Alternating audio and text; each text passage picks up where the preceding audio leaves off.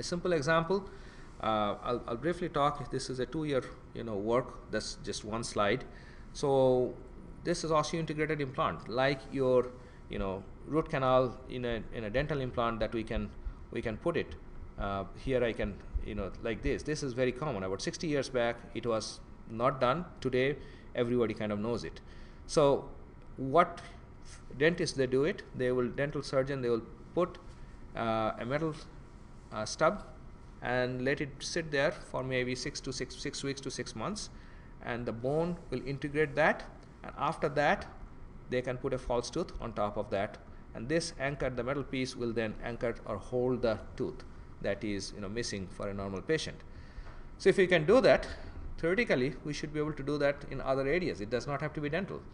Theoretically we should be able to do that for whether it's if there is an amputee, whether it's a finger or upper limb or lower limb, we should be able to put a metal implant inside the bone and then let the bone heal and grab the metal implant, and then essentially that person, whenever he or she needs to use it, they can put an external fixture and basically move it, and because the metal piece is already built in there, that will give the senses, like whether it's at a heavy load or low load and things like that. So right now for amputees, typically we use a socket fit implant. That's a very common if it's a lower limb. Okay, this is typically what we use.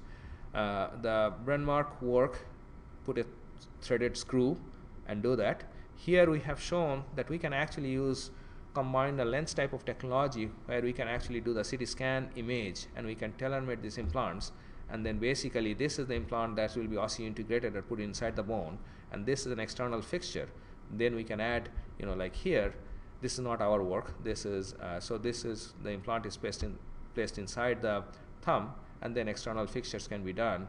It is not only giving a better performance, it also encourage or enhance the patient's psychological feeling that I am not anybody different. Okay, so what we have shown in this work that because we can actually do from CT scan image and tailor the implant, we can actually tailor-made the size of the implant depending on the pore cavity, as we placed in a dog cadaver bone. We worked with 20 dog cadaver bones, and we actually did design modifications and variations, and finally showed that we can enhance the mechanical locking significantly by tailor-making these kind of things. Again, this is a simple example. This particular piece of metal implant is porous partially and partially solid. So we can actually tailor the porosity based on where the bone tissue integration or skin integration is needed, and by doing that we can actually make patient meshed implants significantly better.